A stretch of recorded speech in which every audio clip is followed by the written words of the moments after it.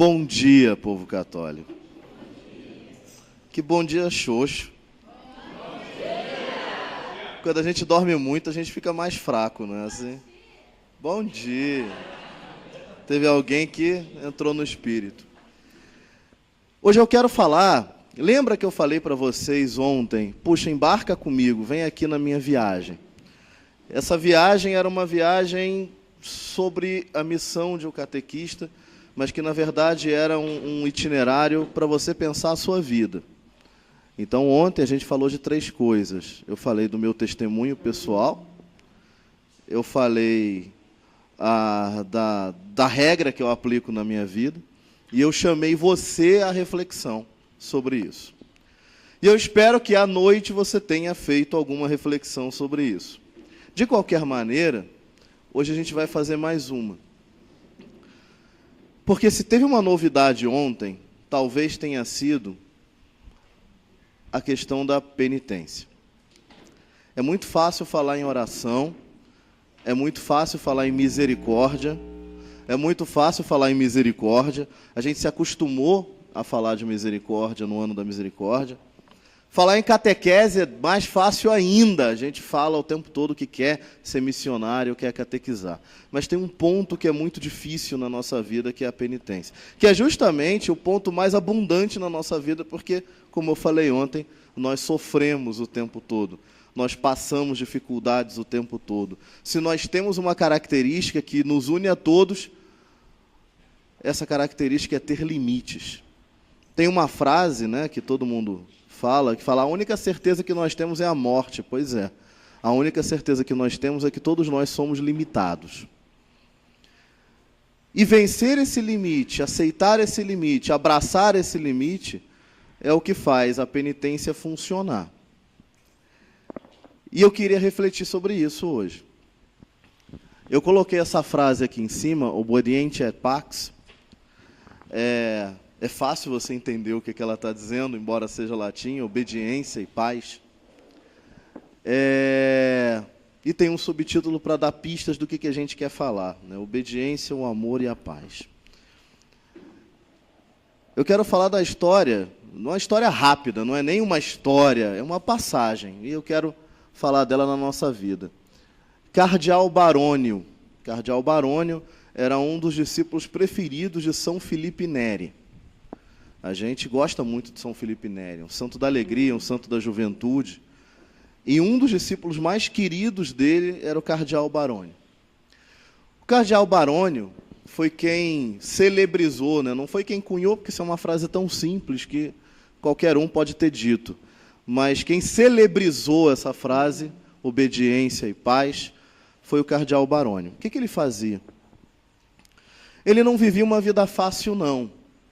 O Cardeal Barônio vivia uma série de perseguições, uma série de problemas da diocese, problemas pessoais, limitações dele, limitações de quem estava em volta dele.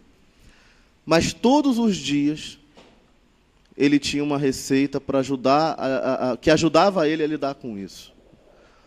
Todos os dias ele ia até o túmulo de São Pedro, colocava a cabeça, esse é o fundo da imagem, colocava a cabeça diante do túmulo de São Pedro e repetia, obediência e paz.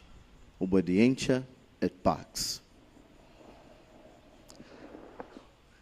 E essa é uma novidade no nosso tempo. A gente não é educado a obedecer. Desde criança a gente é educado a desobedecer. O obediente na nossa sociedade é o cordeirinho manso, é o bobinho. A gente não é educado a obedecer. A gente é educado a traçar o nosso próprio caminho, fazer o que está na nossa cabeça, não ouvir a ninguém. Né? É aquela propaganda da Nextel, o cara correndo e falando, eu faço, eu aconteço, eu sou independente, eu não dependo de ninguém. E essa é uma das maiores mentiras que contaram para vocês a vida toda, porque todos nós dependemos. Todos nós dependemos. Em dado momento a gente depende da família, em dado momento nós dependemos do trabalho, em dado momento nós dependemos da nossa nova família. que a gente forma quando cresce, mas a gente sempre depende.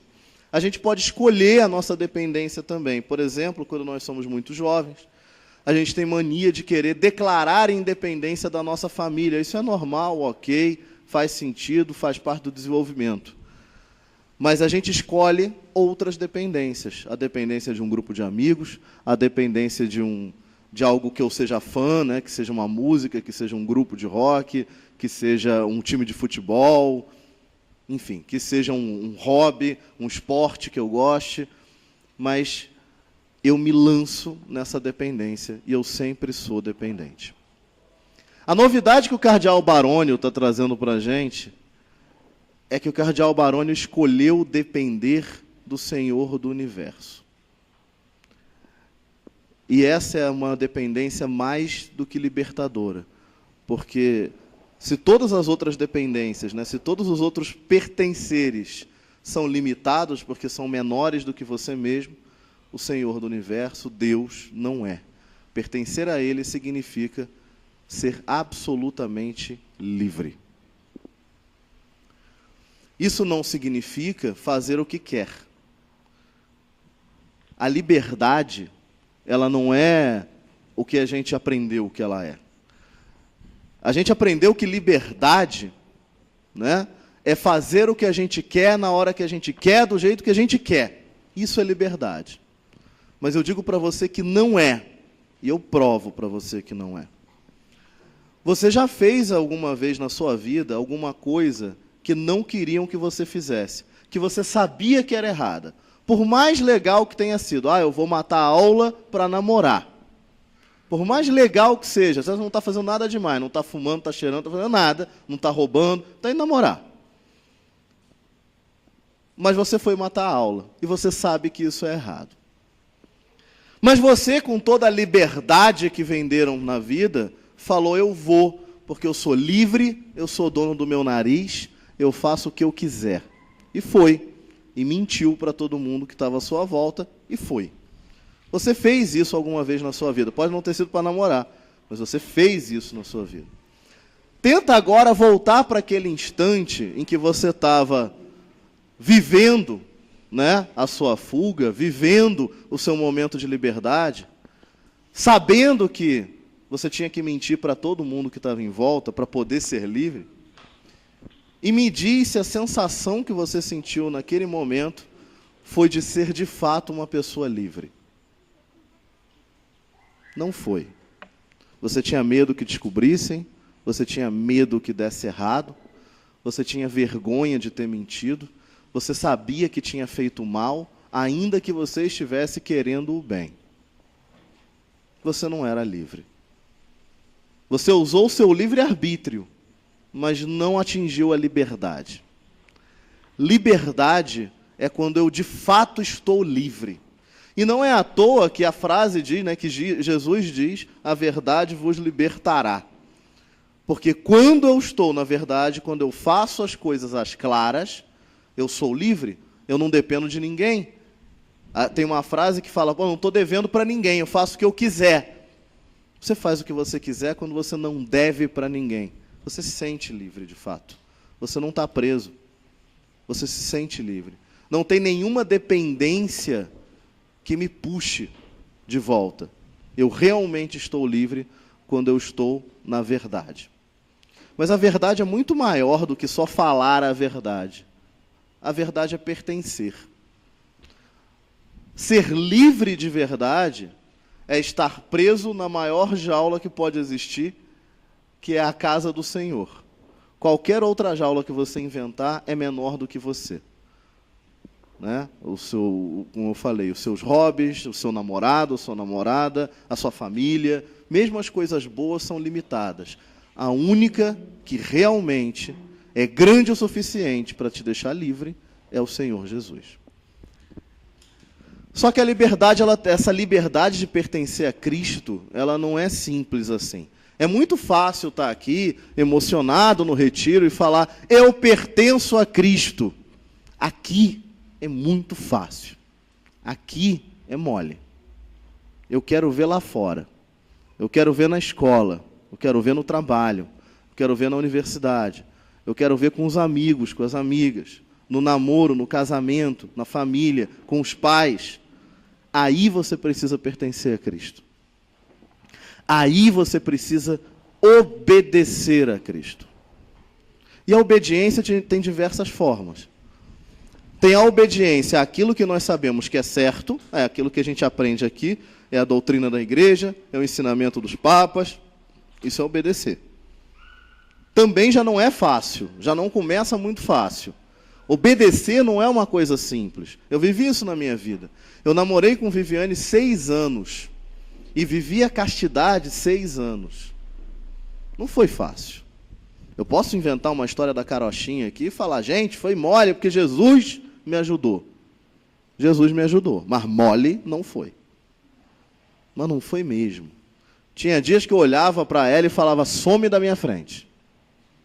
Eu não vou me controlar hoje. E quando a gente entendia que o bicho ia pegar, a gente ia, sei lá, para uma sorveteria na rua, porque ele não ia fazer nada lá. Não é fácil. Mas justamente não ter nos prendido na questão do sexo, no namoro, né, que o mundo mandava a gente ter, deixou a gente muito mais livre para saber que queríamos de verdade viver um com o outro. Eu não queria os beijos dela, os abraços dela, o sexo dela, ou nada que ela tivesse para oferecer.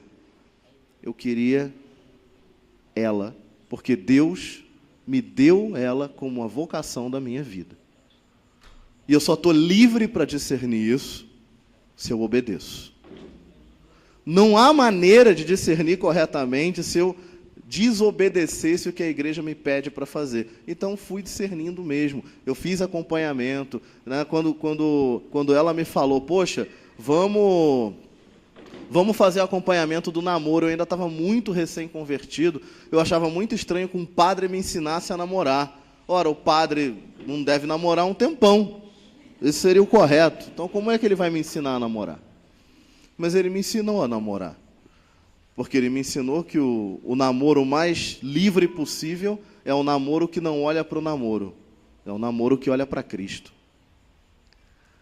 E uma das primeiras coisas que o Padre Paulo, óbvio que foi com ele, me falou, foi que quando a gente namora muito de perto, né, quando a gente fica muito grudado um no outro, quando a gente fica muito focado só no namoro, a gente não enxerga direito o namoro. E ele me disse, é como um quadro do Van Gogh. Você olha o quadro do Van Gogh, ele tem aquelas pinceladas grossas, que não fazem sentido nenhum se você tiver com a cara enfiada nele. Se você tiver com a cara enfiada num quadro, se tiver um palmo de um quadro do Van Gogh, o que você vai ver é um monte de borrão. Para ver o quadro, você precisa dar passos para trás. E com a distância certa, você vai ver a belíssima imagem que está ali. E essa era a imagem perfeita, não só para o meu namoro, mas para qualquer outra coisa na vida. E é esse talvez o principal ponto que nos ajuda na obediência. A gente tem dificuldade de obedecer porque a gente está preso aos nossos planos. A gente tem dificuldade de obedecer porque a gente está preso ao que nós queremos, às nossas vontades, que são cheias de limite. Mas eu preciso seguir a Cristo. E é por isso que eu preciso olhar tudo a uma distância. Eu sou desse mundo, mas eu não pertenço a esse mundo. O que Cristo quer me falar da minha vida, do meu trabalho, do meu namoro, da minha família, da morte, da dor, da felicidade?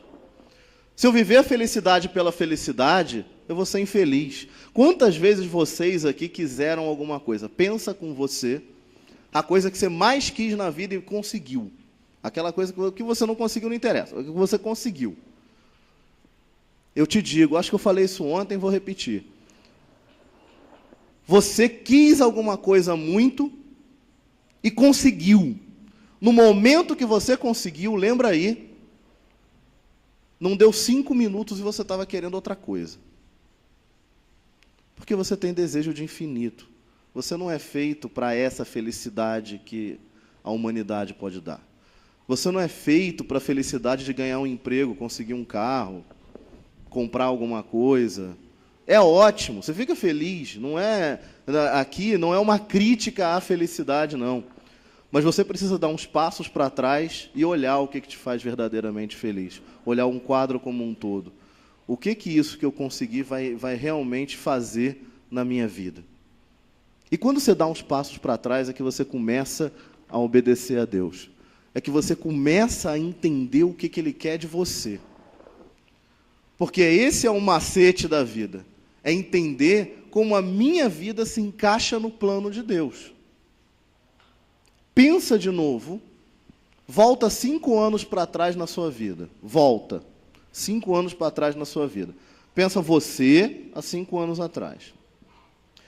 Eu quero que você se lembre de quem é que você achava que seria hoje. Há 5 anos atrás, você pensava que você seria alguém. Todo mundo faz planos, todo mundo. Então, há 5 anos atrás, você imaginava quem você seria no dia de hoje. Eu vou te dar uma notícia que provavelmente você já descobriu sozinho se você pensou. Você errou desgraçadamente. Sabe por que você errou? Porque por mais que você planeje, e isso é justo, por mais que você deseje as coisas, e isso é justo, a vida, a realidade, não pertence a você. Ela é dada gratuitamente por um outro. A sua vida é gerida por um outro. Alexandre, então não tenho escolhas? Tem. Tem escolhas. Dentro da realidade que Deus te dá, você tem escolhas. Com alguma frequência, nós tomamos a escolha errada. E é por isso que a gente sofre tanto. E é por isso que a gente não alcança a paz. Porque paz, é importante conceituar a paz também, assim como eu conceituei liberdade, estou falando de obediência. A paz, muitas vezes, a gente imagina ser um agente deitado numa rede tomando água de coco. Isso aí é a paz. É a ausência de qualquer tribulação. Mas não é. A paz não é isso. Porque se fosse, ela seria absolutamente impossível. Nenhum de vocês alcançou ou está alcançando nesse exato momento esta paz idealizada em que você não tem problema nenhum na vida. Ninguém tem problema nenhum na vida. Isso não existe. Porque nós todos somos limitados. A gente acabou de falar. A gente começou a palestra falando isso. Eu tenho defeitos, eu tenho problemas. Você tem defeitos, você tem problemas. Então, se você está pensando na paz, que é deitar numa rede e tomar água de coco, esquece. Você nunca terá paz. A paz verdadeira consiste em estar inteiro diante do plano de Deus. A paz verdadeira consiste em obedecer e abraçar o plano de Deus. Talvez a lição mais clara desse retiro tenha sido a morte do padre Danilo. Danilo, né? Dessa vez eu acertei. Tenha sido a morte do padre Danilo. Você não pode fazer nada sobre isso. Nada. Não há nada que você possa fazer para evitar, não há nada que você possa fazer para consertar, não há nada que você possa fazer para melhorar, não há nada que você possa fazer para não doer. Nada. A única coisa que você pode fazer é confiar no plano de Deus, para ele e para você. E essa é a paz. Isso é o que o cardeal Barônio fazia. Obedientia et pax. Tem uma peça que se chama Anúncio a Maria, de Paul Claudel, uma peça clássica, que tem uma personagem chamada Violaine. Eu não vou descrever a peça inteira aqui, mas é um drama. Em um dado momento, no auge do drama, o pai da Violaine, que ela amava, aquele pai que era o sustentáculo da vida dela, morre. E ele não era importante só para ela, era importante para toda a família. Então ela chega no enterro, olha o pai morto, olha a família inteira sofrendo, chorando, se debulhando, lamentando, blasfemando, porque não queriam que aquilo tivesse acontecido. Violaine, que talvez deveria ser a que mais sofreria com aquilo, ela olha para o pai morto e fala, olha para o pai morto, olha para o sofrimento em volta e fala, mas por que sofrer tanto se é tão fácil obedecer? Vamos destrinchar o que a Violaine falou. Por que sofrer tanto se é tão fácil obedecer? Porque diante da realidade, a gente não tem escolha a não ser aderir à realidade. Diante do plano de Deus, a gente não tem outra escolha que não seja aderir ao plano de Deus. Sempre que a gente luta contra o plano de Deus, a gente perde e a nossa paz some. Sempre que você se sentiu tribulado na vida, sempre que você se sentiu preso na vida, sempre que o seu coração doeu, você pode ter certeza, você se afastou da paz, você se afastou do plano de Deus. Sempre que você disse sim a Cristo, mesmo que a situação fosse terrível, você teve paz. Ontem teve uma história que eu não contei, porque também já estava longo demais e eu cortei um pedaço, mas eu citei rapidamente que eu vi um outro momento que Deus se fez muito presente na minha vida, que tinha sido quando eu descobri o nascimento, quando eu descobri que a Viviane estava grávida da minha última filha, Fernanda. Quer dizer, a última filha fora da barriga. Como é que foi? Eu sabia, eu estava passando um momento muito ruim no trabalho. Eu sabia que eu seria demitido. Eu tinha certeza que eu seria demitido. Não tinha jeito, a gente precisava cortar custo. Aí colocaram um diretor na minha área e o meu diretor não foi demitido. Então eu fiquei empilhado com o meu diretor numa área. Então assim, não faz sentido.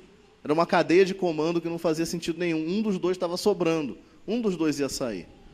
Só que assim, se trocaram a direção e não demitiram o meu diretor, é óbvio que, né, quem vai ser demitido nessa história sou eu. Só que eu tinha 3 filhos, né? Eu tinha 3 filhos para criar. Eu já tinha passado uma vez por um desemprego, muito tempo atrás, eu ainda não era nem casado. E esse desemprego, por vários motivos, me trouxe uma síndrome do pânico. Eu entrei em depressão e isso me trouxe uma síndrome do pânico.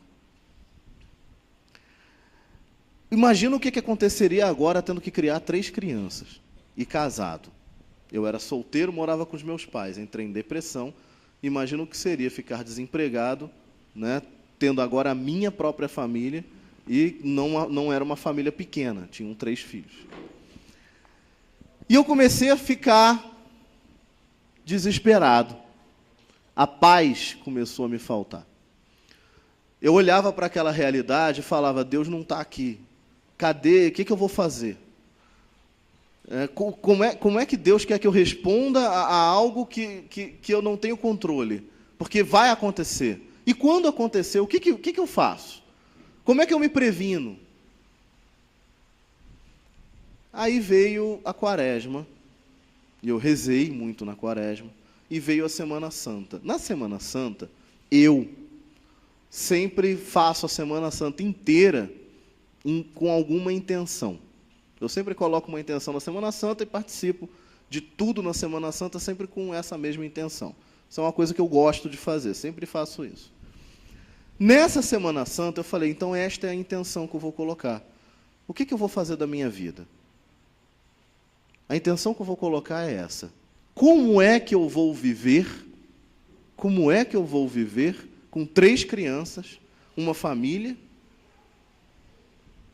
e o desemprego? Como é que vai ser isso? Então pedi a Deus que me respondesse. Falei, Deus, me ajuda, me ensina o caminho, sabe? Me traz de volta a paz. Me ensina o que fazer. Basicamente, o que estava na minha cabeça era me dê um novo emprego antes que eu seja demitido. Era essa a solução que eu queria. Era essa a solução que eu gostaria. Passou a Semana Santa, eu rezei muito. Passou. Veio o domingo de Páscoa, passou o domingo de Páscoa.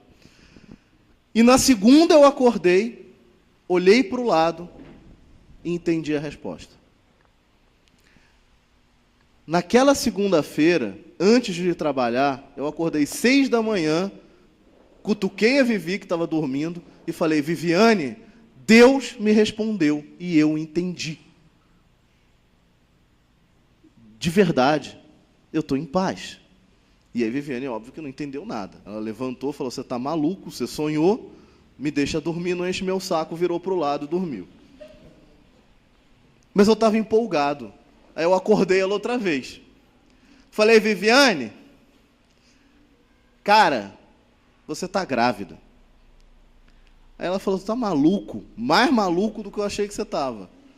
Não faz sentido nenhum eu estar grávida, não estou sentindo nada, não tem absolutamente nada. E eu não entendo que resposta poderia ser essa. E aí eu falei, cara, para mim faz todo sentido do mundo. Eu estou desesperado com a minha vida, com a minha família grande, diante do desemprego. Eu rezo, peço a Cristo que me dê uma resposta, claro, desejando um novo emprego. E o que Cristo faz? Aumenta a minha família. O que Ele me diz é, deixa comigo, fique em paz, vive a tua vida. Eu não faltarei. Confia na providência. Era isso. Aquele era um grande desafio na minha confiança nele. Porque é fácil falar que confia nele. Difícil é encarar quando a realidade aperta. Difícil é você realmente, quando o calo aperta, você falar, eu confio em você e eu estou firme aqui. Paz. Não era uma ausência de problema. O problema estava ali, enorme, e agora aumentando, aparentemente. Mas a resposta dele era importante. Eu estou aqui. Eu estou aqui. Mas Vivi não estava convencida de que ela estava grávida, não. Eu falei. Hã?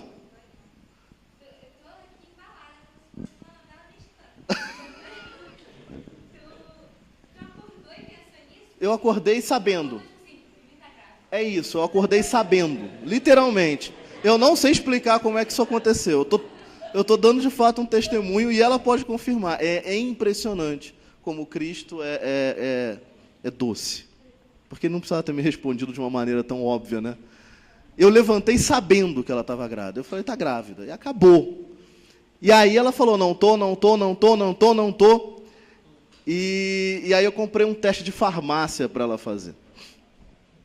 E aí eu falei, faça esse troço. Ela falou, não vou fazer. Pô, cara, teste de farmácia é muito fácil, só fazer xixi, cara. Então, assim, cara, olha só, quando você for no banheiro, faz, só pra gente ficar tranquilo e tal. Aí ela fez. E aí ela saiu do banheiro dizendo, eu sabia, eu não estou grávida. O teste deu negativo. Mas ela estava. Deus sabe.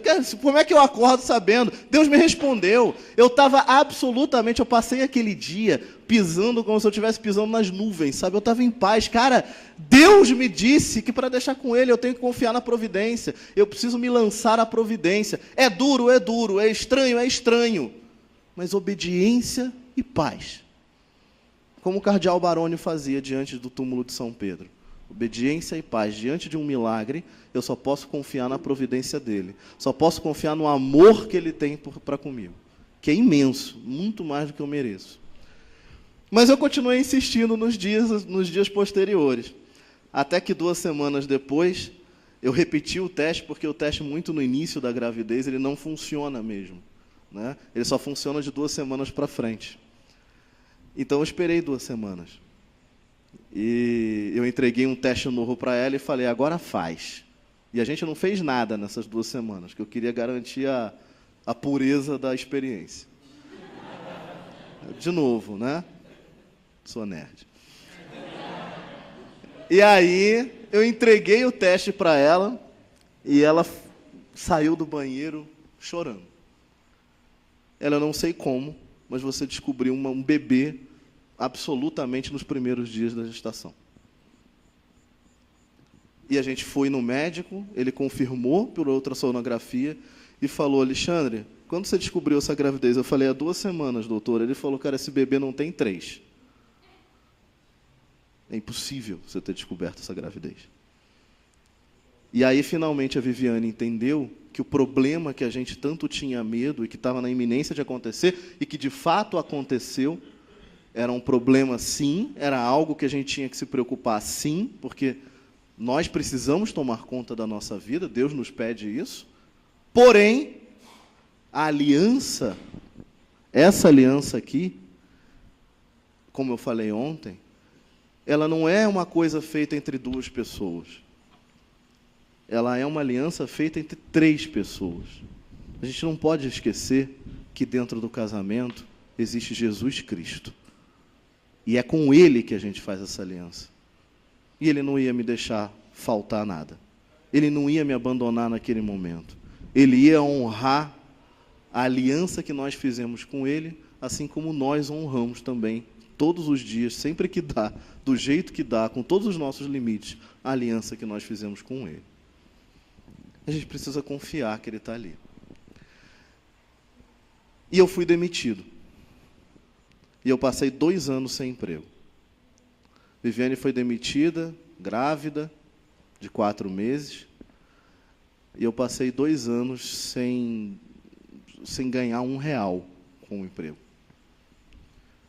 Mas é impressionante como as coisas foram acontecendo, como o dinheiro foi dando, como o dinheiro foi aparecendo, quando parecia que tudo ia acabar, voltavam as coisas. Foi muito bonito porque meu time antigo, o time de quando eu fui demitido, fez um chá de fraldas para mim.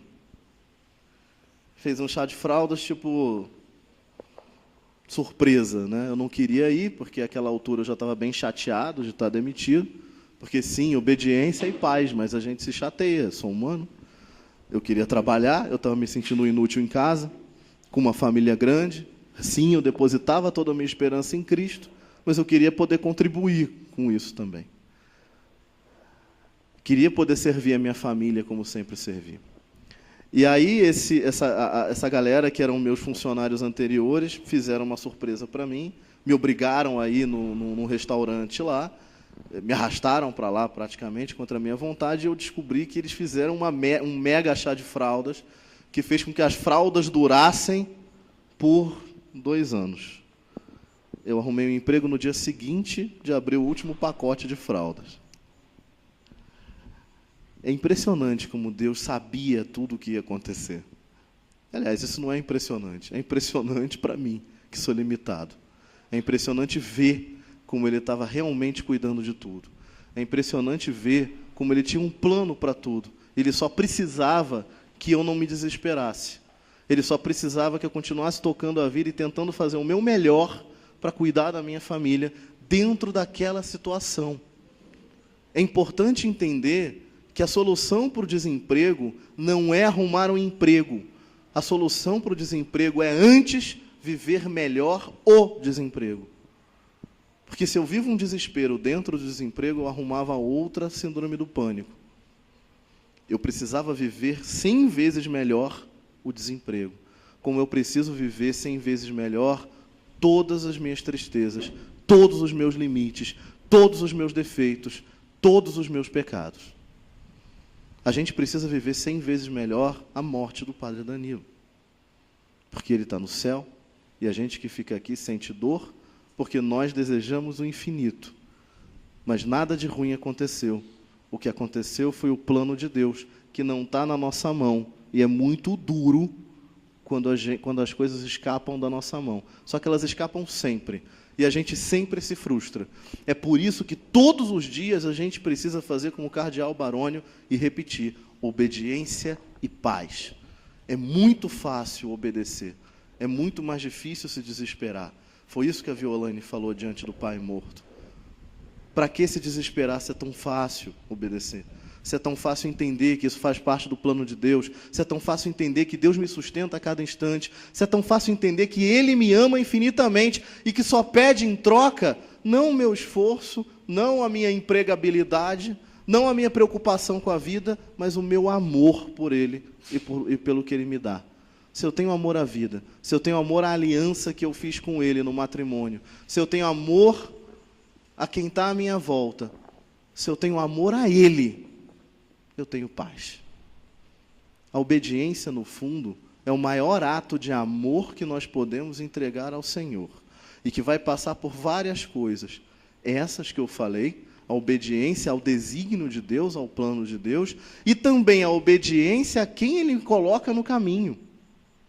Dom Giussani dizia que Cristo coloca pessoas e momentos de pessoas para que a gente possa aprofundar o mistério do nosso relacionamento com Deus. Ele nos coloca pessoas e momentos de pessoas para que a gente possa olhar e seguir quem está à nossa frente. E isso é obediência. Vocês encontraram nesse retiro algumas pessoas que têm plenas condições de guiar vocês pelos próximos meses, pelos próximos anos. Obedeçam. Elas não estão aqui à toa. Elas não apareceram na sua vida à toa. Vocês não vieram parar na paróquia à toa. Vocês não vieram parar nesse retiro à toa. Cristo colocou pessoas e momentos de pessoas para ajudar vocês na caminhada de vocês. Deixar-se guiar não é sinal de fraqueza. Deixar-se guiar é sinal de inteligência. É sinal de que você reconhece que não sabe tudo, que você reconhece que precisa olhar e seguir quem está à sua frente. A gente faz isso o tempo todo, mas dizem para a gente que é errado. Isso é uma burrice. Se você fosse um estagiário de, por exemplo, você é um médico, é um estagiário de medicina e você se especializou em cirurgia plástica. Aí você arruma um estágio com o doutor Ivo Pitangui, que já morreu, eu acho, mas se não morreu, ok. Mas você arruma um estágio com o doutor Ivo Pitangui, que é o melhor cirurgião plástico do mundo, e ele fala, me segue, fica comigo que eu vou te ensinar o que eu sei. Se você não aprende tudo o que você pode, você é muito burro. O que é justo fazer? Sim, Senhor. Seguir e obedecer. Mas a gente faz isso no trabalho, a gente faz isso na escola, a gente faz isso na universidade, mas a gente não faz isso na vida. Quando aparece alguém capaz de te guiar espiritualmente, o que você faz? Não, eu tenho minhas convicções. Eu sei rezar sozinho. Eu vou caminhar sozinho. E a caminhada sozinho com Cristo é possível, mas é muito mais dura, é muito mais difícil. Ser eremita não é para qualquer um. Ser sozinho não é para qualquer um. Não é à toa que a primeira coisa que Cristo faz na sua vida pública é pegar 12 e ficar perto desses 12. Criar uma amizade com esses 12. Ah, Alexandre, mas os meus amigos, não sei se eles são os mais adequados para me guiar na fé. Pô, mas nos 12 amigos que Jesus escolheu, tinha um que também não era bom. E isso não invalidou nada. Obedeça, siga. Obedeça as pessoas que Cristo coloca na sua vida. Obedeça a realidade que Cristo entrega para você na sua vida, seja qual for, seja a dor, seja a doença, seja a morte, seja a felicidade, seja a prosperidade, não interessa. O que quer que Cristo entregue para você, agradeça, abrace, obedeça e fique em paz. Porque a obediência é o ato de amor mais sublime que você pode ter para Cristo. E é o mais difícil. É fácil rezar uma Ave Maria. É fácil participar piedosamente da missa. É fácil se confessar. Mas é difícil, diante de uma rasteira na vida, você agradecer ao Senhor. É difícil, diante das dificuldades da vida, você não tentar assumir o controle e fingir que Deus não existe. Porque é isso que a gente faz. O tempo todo. Eu estou desempregado, quem arruma um emprego sou eu. Realmente. Sou eu que preciso me esforçar para arrumar um emprego. Mas tenha certeza que eu fui para o lugar que Ele queria. Tenha certeza que durante esse tempo de desemprego, eu vivi a realidade que Ele queria. A cruz, eu falei essa frase ontem, é um convite, é uma proposta. Ela está lá, Ele já morreu por você. Ele já morreu pela remissão dos seus pecados, mas Ele quer o seu sim para que você participe da cruz dele.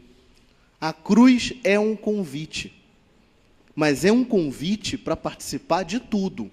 Não é um convite só para a festa, é um convite para arrumar o salão depois da festa também. É um convite para limpar a sujeira depois da festa também. Na alegria e na tristeza, na saúde e na doença. Essa frase, essas palavras, não são só para a minha aliança com a minha esposa. São também para a minha aliança com Cristo. Porque é dentro da minha realidade que realmente eu sou cristão ou não sou. Porque se eu sou o cristão que só sou piedoso na missa, se eu sou o cristão que só reza uma Ave Maria correndo antes de deitar, se eu sou o cristão que reza o terço, eu rezo o terço todos os dias, como se eu estivesse narrando corrida de cavalo, né? A Maria cheia de graça, Maria cheia de graça, Maria cheia de graça, Maria cheia de graça, amém. Pai, Filho, Espírito. Ai, que bom, rezei o terço, eu sou piedoso. Legal, você rezou o terço, você é muito piedoso, mas e na tua vida? E no estudo, o que tem a ver com Cristo? E no trabalho, o que tem a ver com Cristo? E na família, o que tem a ver com Cristo? Como é que você obedece a Ele nesses lugares em que Ele não parece estar? Porque esse é o difícil. Ser católico na igreja é mole, cara. Sabe? Ontem me perguntaram, Alexandre, mas como é que você consegue se lembrar de Cristo no trabalho? Se vira. Você quer cola? As minhas senhas são sempre inícios de oração. Não tem esperança, eu mudo todos os meses. E tem muitas orações na igreja. Então, toda vez que eu vou desbloquear meu computador no trabalho ou em casa, eu sou obrigado a começar a rezar. O que significa que, às vezes, eu vim de uma reunião no trabalho revoltado, para não falar outra palavra, porque estamos no retiro, revoltado, aí sinto, sabe aquela coisa, dou Ctrl Alt Del querendo afundar os botões, sabe? Pá! Aí começo a digitar. Quando eu começo a digitar uma oração, eu vou em frente. E aquele momento é salvo. Porque naquele momento eu me lembro que o meu trabalho não é fazer a minha empresa ter mais lucro. Também, isso faz parte daquilo que eu preciso fazer para trabalhar bem. Eu devo fazer isso. Mas o meu trabalho é, antes de tudo, uma possibilidade de aprofundar o meu encontro com Cristo. Feito naquela tarde em que eu pedi ao Padre Paulo para me mostrar Cristo, e ele disse, vem, fica com os meus amigos. Aquele momento foi quando Cristo se apresentou para mim de fato, pela primeira vez. E todos os momentos da minha vida, a cada segundo, são dados por Ele para que eu aprofunde aquele primeiro momento, aquele primeiro encontro. Então, quando eu digito a senha e faço uma oração, eu me dou conta que também aquela reunião chata foi dada por Ele para aprofundar o encontro com Ele. Também faz parte de ser católico. Não é dissociado. Eu não tenho duas vidas. Eu não tenho o Alexandre católico e o Alexandre profissional, o Alexandre pai de família, o Alexandre que joga bola com os amigos. Jogava, né? Não dá mais. Eu não sou 200 Alexandres, eu sou um só. Eu sou o Alexandre, filho do Senhor. Filho de um Deus que me ama infinitamente e que todos os dias me faz acordar lembrando, Ele me ama e Ele quer o meu amor. Obediência e paz.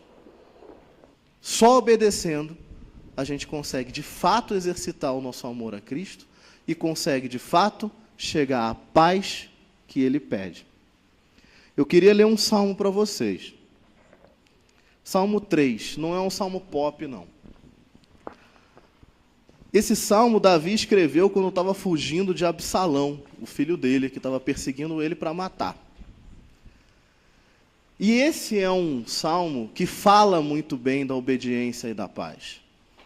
Ele diz, Senhor, como são numerosos os meus perseguidores, é uma turba que se dirige contra mim, uma multidão inteira grita a meu respeito, e não há mais salvação para ele, nem seu Deus. Mas vós sois, Senhor, para mim um escudo, vós sois minha glória, vós me levantais a cabeça. Apenas elevei a voz para o Senhor, e Ele me responde de sua montanha santa. Eu, que tinha me deitado e adormecido, levanto-me, porque o Senhor me sustenta, e nada temo diante dessa multidão, do povo que de todos os lados se dirige contra mim. Levantai-vos, Senhor, salvai-me, meu Deus. Feris no rosto todos os que me perseguem. Quebrais os dentes dos pecadores. Sim, Senhor, a salvação vem de vós. Desça a vossa bênção sobre o vosso povo. Ele, perseguido pelo próprio filho, não devia estar exatamente contente. Sabia que podia morrer e sabia que podia morrer pelas mãos do próprio filho. Mas ele fala duas coisas muito importantes aqui.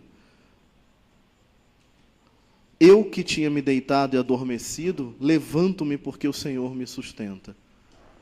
Você que se deixou abater por tanta coisa que acontece na sua vida, por tanta dificuldade, por tanto limite que você tem e que tem à sua volta, que as pessoas à sua volta têm e que a realidade te impõe, você pode se levantar porque o Senhor te sustenta. O Senhor te ama infinitamente e só pede de volta o seu amor. Obedeça. E a gente é tão privilegiado e não percebe. Tem uma outra frase dele aqui que para mim é revolucionária.